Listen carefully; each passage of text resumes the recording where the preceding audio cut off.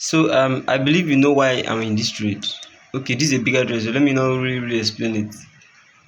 Let's focus on this week's trade. I entered this trade last week, and it's still running. I've not yet taken profit, as you can see, or stop loss, as you can see. But now, because of this bigger structure here, this move here gave room for a new structure. And you know that when structure from, there's what we call order flow back to point of what, interest. But because of, look at this now, this structure has two structural points. Look at it. Price moved up, sorry, three structural points, which is, look at the final pin, or look at the liquidity point of that main structure. Pay attention. After price took out the liquidity point of this structure, price formed different angles of structures. And when price was taking it out, price formed first liquidity here. Yeah, price formed an inducement above this place, and then used a strand to run up through the general these two structures, indicating that this place should be a protected point. I will explain why it was taken out. Should be a protected point, why this inducement point should be a region of entry. Now, when price ran up on a 15 minutes time frame, I can't go down because of time, I don't want it to be long. On a 15 minutes time frame, price came down, broke a small structure here. But because of that small structure, I know that when two structures line up in the same direction and the previous structural liquidity point was not taken, the first structural break will tap into that liquidity point that was not taken, then go back to liquidity point of the first structure. This is first structure. Look inside here, there's a smaller structure. I can go to a smaller time frame for clarity, so this video will not be long.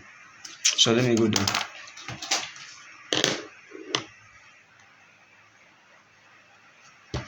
Now pay attention. When I said when two structures line up, see what I mean. Look at first structure here. Here, liquidity point. Look at price did not come and take it, then formed a new structure.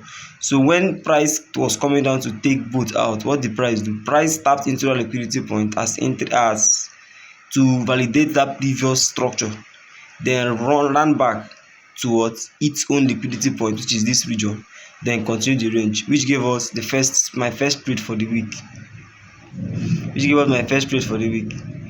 Price going back up. Then obviously now that first structure that is above here became second trade for the week to take out the inducement I pointed out on a higher time frame. Let's go back to the higher time frame.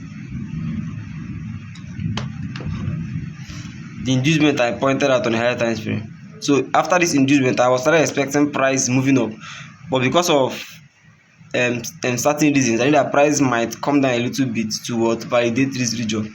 Now price came back, validated this region. Actually, if this is an independent structure, I'm trying to explain why price took out this place. If this is an independent structure, price should not come here. This place should be a protected point. But this structure is a validation structure, validating the bigger time frame structure, which is this region here. That's why this place, in as much as it should be protected, it's not always as protected as. So price can still meddle up with this place and still move on, like we are seeing here. Then right now the world is in a state of buhaha.